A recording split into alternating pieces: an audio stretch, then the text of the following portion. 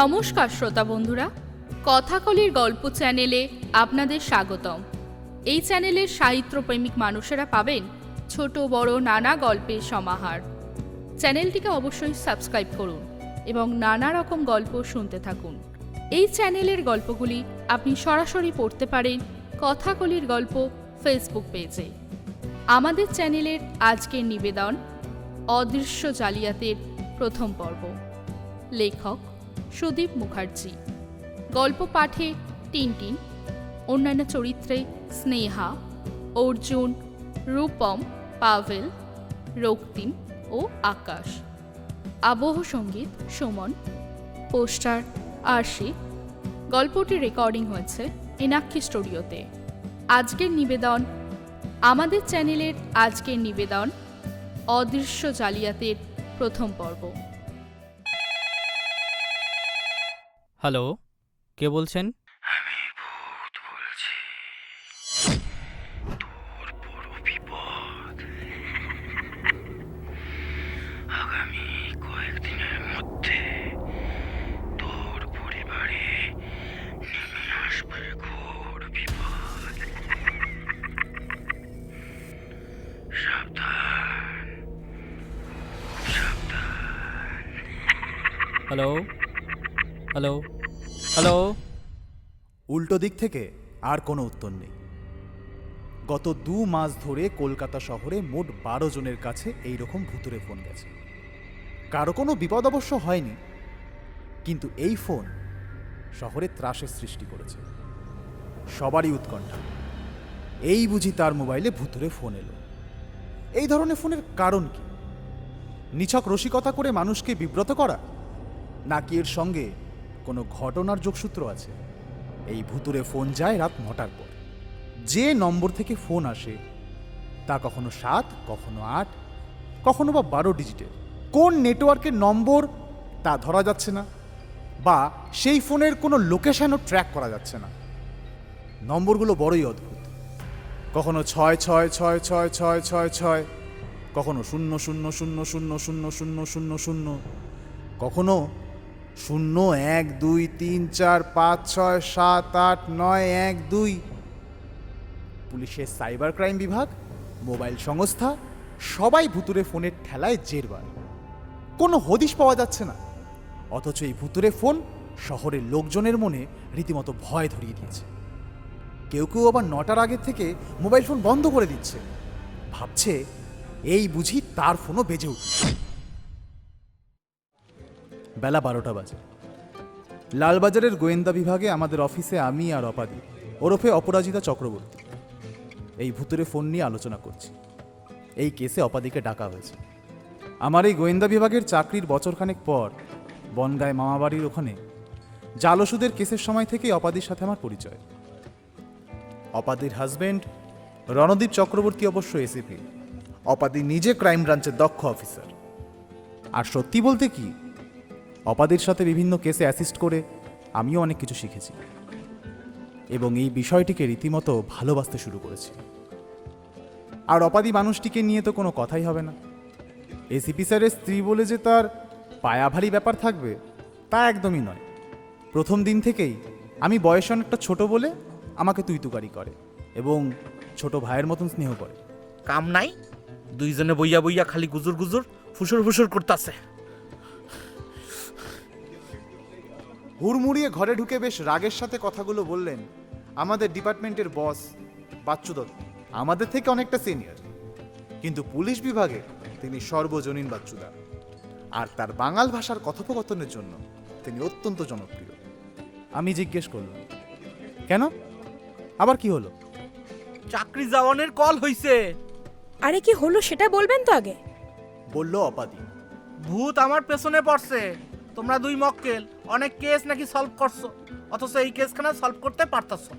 তাই আমার রোজ রোজ কমিশনার সাহেবের কাছে গালি খাইতে হইতেছে। আমি বললাম, কিন্তু এটা তো আমাদের বিষয় না। ফোন নম্বর থেকে যদি লোকেশন না জানা যায় আমরা কি করব? ঠিক কইছো, কিন্তু হক কথা শুনে কারা? আজ আবার নতুন এক কাণ্ড ঘটছে। আজ নাকি কসবায় একজনের ব্যাংক অ্যাকাউন্ট থেকে 50,000 টাকা গায়েব হয়ে গেছে। কিন্তু টাকাটা যে কই থেকে গায়েব হয়েছে তা কেউ বুঝতে পারতাছে না। এই কথা শুনে অপাদি বলে উঠল, মানে মানে এতদিন জালিয়াতি কইরা টাকা উঠাইলে বোঝা যাইতো কই থেকে টাকা উঠাইছে, কিন্তু এখন তা বোঝা যাইতেছে না। শুধু দেখাইতেছে অ্যাকাউন্ট থেকে টাকা ডানা মেললা উইরা গেছে। আর সিপি ম্যাডামের হুকুম হইল আমাকে সাইবার ডিপার্টমেন্টের সাহায্য নিয়ে এই টাকা গায়েব হওয়ার কেসটা যত তাড়াতাড়ি সম্ভব মিটাইতে হইব। তার ওপর ভূত বাবাজির ফোন তো আছেই, একটু শান্তি পাওয়ার জন্যই। অপাদি জিজ্ঞেস করলো, আপনার কথা অনুযায়ী লেনদেনের কোনো রেকর্ড পাওয়া যাচ্ছে না? না, শুধু অ্যাকাউন্ট ফাঁকা হইয়া যাইতাছে। এ ভারী অদ্ভুত ব্যাপার তো, এরকম আগে কখনো শুনিনি অপাদি। বললাম আমি। ঠিক বলেছিস দেবু, এটা সম্পূর্ণ নতুন ঘটনা। টাকা চুরি আর ভৌতিক ফোন, দুটো ঘটনার কি কোনো সম্পর্ক থাকতে পারে? হতেও তো পারে অপাদি। কথাটা মন্দ বলিসনি দেবু। বাচ্চুদা, কোন ব্যাংকের ঘটনা এটা? এই নিউ ভারত ব্যাংক, কসবা। আপনি একটা গাড়ির ব্যবস্থা করুন, যেতে হবে। আমরা মিনিট পাঁচেকের মধ্যে অফিস থেকে বেরিয়ে পড়লাম। বাচ্চুদা কসবা থানার ওসি সমীরণ ভঞ্জকে আমাদের আসার খবর ফোন করে বলে দিলেন। অপাদি ফোন করে সাইবার ক্রাইমের সুতীর্থ হালদারকেও ডেকে নিল। ব্যস্ত কলকাতার ট্রাফিক ঠেলে আমরা 1টা নাগাদ পৌঁছালাম কসবা নিউ ভারত ব্যাংকে। আমরা গেটে সিকিউরিটিকে আমাদের পরিচয় দিতে সে ভেতরে ম্যানেজারের ঘরে নিয়ে গেল। ম্যানেজারের ঘরে লোক ছিল, তাই আমরা বাইরেই অপেক্ষা করতে লাগলাম। 10 মিনিট পর ম্যানেজারের ঘর থেকে লোক বেরিয়ে গেলে আমরা ম্যানেজারের ঘরে ঢুকলাম। ম্যানেজারের নাম ললিত মজুমদার। ওনার টেবিলের সামনে দুটো চেয়ার ছিল। উনি বেল বাজিয়ে বেয়ারাকে ডেকে আরও চেয়ার আনিয়ে দিলেন। আমরা বসার পর বাচ্চুদা তার মোবাইলে রেকর্ডার অন করে দিয়েছেন। অপাদি প্রশ্ন শুরু করলো, আপনি কখন জানতে পারলেন আপনার ব্রাঞ্চের একজন গ্রাহকের এইভাবে অ্যাকাউন্ট থেকে টাকা চুরি গেছে? আজ সকাল 10:30টার সময় উনি আসেন। ওনার নাম রথিন সেন। বহুদিন ধরে আমাদের ব্যাংকে ওনার অ্যাকাউন্ট। উনি আজ এসে সামনে আমাদের সার্ভিস ম্যানেজারের টেবিলে অভিযোগ জানিয়ে বলেন যে সকালবেলা এটিএম থেকে টাকা তোলার সময় উনি খেয়াল করেন ওনার ব্যালেন্স যতটা থাকার কথা তার চেয়ে অনেক কম। তখন উনি স্টেটমেন্ট বের করে দেখেন যে ওনার অ্যাকাউন্ট থেকে প্রায় 50,000 টাকা কমে গেছে। কত বয়স? এই 60-62 হবে। সুতীর্থ জিজ্ঞেস করলো, এর আগে কখনো এই ব্যাংকে কোনো গ্রাহকের টাকা চুরি হয়েছে? না, আপনি কতদিন এই ব্রাঞ্চে আছেন? আমি এসেছি এই 1 বছর হলো। এই ব্রাঞ্চে সবচেয়ে পুরনো লোক কে আছেন? Arka Sanyal, service manager. ওর কাছেই প্রথম রথিনবাবু আসেন। অপাদি ম্যানেজারের থেকে রথিন সেনের অ্যাকাউন্টের ডিটেলস এবং তার ঠিকানা নিয়ে নিল। তারপর এলো অর্ক সান্যাল। স্মার্ট, বুদ্ধিদীপ্ত চেহারা, ফর্সা এবং বয়স আন্দাজ 40-এর কাছাকাছি। তার কাছ থেকে প্রথমেই সুতীর্থ রথিনবাবুর অ্যাকাউন্টের স্টেটমেন্টের প্রিন্ট আউট চাইল। মিনিট খানেকের মধ্যে অর্কবাবু সেটা নিয়ে এলে অপাদি তাকে প্রশ্ন করা শুরু করলো। আপনি কতদিন এখানে কাজ করছেন? নিউ ভারত ব্যাংকে জয়েন করেছি 8 বছর হলো। তার মধ্যে প্রথম 2 বছর ছিলাম বেলঘড়িয়া, তারপর বদলি হয়ে এখানে। তার মানে এই ব্রাঞ্চের গ্রাহকদের সাথে আপনি ভালোই পরিচিত। হ্যাঁ, রথিনবাবু কেমন লোক? আর 5টা লোক যেমন হয়, বয়স্ক লোক। রিটায়ার করে যা টাকা পয়সা পেয়েছেন তা আমাদের ব্যাংকেই রেখেছেন। সেই টাকার সুদেই ওনার এখন চলে। কখনো এটিএম থেকে টাকা তোলেন অথবা ব্যাংকে এসে সরাসরিও টাকা তোলেন। এ মাসে এটিএমে গিয়ে উনি বুঝতে পারেন অ্যাকাউন্টে 50,000 টাকা কম। ওনার কি নেট ব্যাংকিং এর সুবিধা আছে? না না, এটিএমে টাকা তুলতে পারেন আর ব্যালেন্স চেক করতে পারেন, ব্যাস এইটুকুই। তবে এটিএম কার্ড ব্লক করা হয়েছে এবং অ্যাকাউন্টের লেনদেনও সাময়িকভাবে বন্ধ। এবার সুতীর্থ প্রশ্ন করলো, ব্যাংকের কাউকে আপনার সন্দেহ হয়? না, সন্দেহ করার মতো কাউকে তো আমি দেখিনি। ধরুন কোনো নতুন লোক এসেছে, সে কাজের অছিলায় গ্রাহকের সম্পর্কে একটু বেশি খোঁজখবর লাগাচ্ছে, এরকম কিছু? না না, সেরকম কাউকে চোখে পড়েনি। ঠিক আছে, আপনি আসতে পারেন। প্রয়োজনে আপনাকে আবার বিরক্ত করতে পারি। বলল অপাদি। নিশ্চয়ই, আমি সব রকম সাহায্যের জন্যই প্রস্তুত। এরপর একে একে ব্যাংকের সব কর্মচারীদের বয়ান রেকর্ড করা হলো। অফিস টাইম বলে প্রত্যেকের আসতে একটু সময় লাগছিল, কিন্তু কারো কাছেই এই নতুন ঘটনার ক্ষেত্রে কোনো সদুত্তর পাওয়া গেল না। আমি মোবাইলে প্রত্যেকের ছবি তুলে নিলাম। ব্যাংক থেকে বেরোতে বেরোতে আমাদের 2টো বেজে গেল। অপাদি সমীরণবাবুকে বলল রথিনবাবুর বাড়ি যাবে। ওর মুখে এ কথা শুনে গাড়িতে উঠতে উঠতে বাচ্চুদা ফিসফিস করে আমাকে বললেন, এই তোমার দিদির ব্যাপার খান কি? লাঞ্চের টাইম হইয়া গেছে, অথচ কাজেই ডুব্বা আছে। নতুন প্রযুক্তির উচ্চবুদ্ধি সম্পন্ন চোরের কাছে আমাদের সবাইকে আত্মসমর্পণ করতে হতে পারে বাচ্চুদা। মন্তব্য করলো অপাদি। তুমি ঠিক শুনতে পাইছো। আপনার সঙ্গে এতদিন ঘর করছি, তাই আপনার মুখ নাড়া দেখে আমি বলতে পারি আপনি কি বলতে চাইছেন। কথা বলতে বলতে মিনিট 5 মধ্যে আমরা রথিন সেনের বাড়িতে পৌঁছে গেলাম। রাজডাঙ্গাতে ওনার একতলা বাড়ি। বেল বাজাতে এক বয়স্ক ভদ্রলোক এসে দরজা খোলাতে বুঝতে অসুবিধা হলো না উনিই রথিন সেন। আমাদের দেখে প্রথমে উনি ঘাবড়ে গেলেও পরে সমীরণবাবু বুঝিয়ে বলাতে উনি একটু ধাতস্থ হলেন। ভদ্রলোককে দেখে মনে হলো উনি ভীষণ রকম নার্ভাস এবং ইনসিকিউর ফিল করছেন। আমরা ভেতরে ঢুকে সামনে বৈঠকখানাতে বসলাম। পরিচয় পর্ব শেষ করে আমরা সরাসরি জিজ্ঞাসাবাদ করতে শুরু করলাম। ওনার সঙ্গে কথা বলে যা বোঝা গেল, প্রায় 10 বছর ধরে নিউ ভারত ব্যাংকের কসবা শাখায় ওনার অ্যাকাউন্ট আছে। রিটায়ার করার পর যা টাকা পেয়েছেন তা ওই ব্যাংকেই বেশিরভাগ রাখা আছে। সব অ্যাকাউন্টে জয়েন্টলি ওনার স্ত্রীর নামই আছে। স্ত্রী এখন এখানে নেই, তিনি পুনেতে মেয়ের বাড়ি গেছেন 1 মাসের জন্য। আজ পর্যন্ত কোনোদিন এইরকম পরিস্থিতিতে পড়তে হয়নি। উনি ব্যাংক ম্যানেজারের পরামর্শে যে অ্যাকাউন্ট থেকে টাকা চুরি গেছে তা থেকে আপাতত লেনদেন বন্ধ করে দিয়েছেন। সুতীর্থ জিজ্ঞেস করল যে সম্প্রতি মোবাইলে কোনো ফোন এসেছিল কিনা, যাতে ব্যাংকের লোকের পরিচয় দিয়ে অ্যাকাউন্ট, এটিএম কার্ড এসব সম্পর্কে কোনো বিস্তারিত তথ্য কেউ জানতে চেয়েছে। উনি উত্তরে বললেন, না, সেরকম কোনো ফোন আসেনি।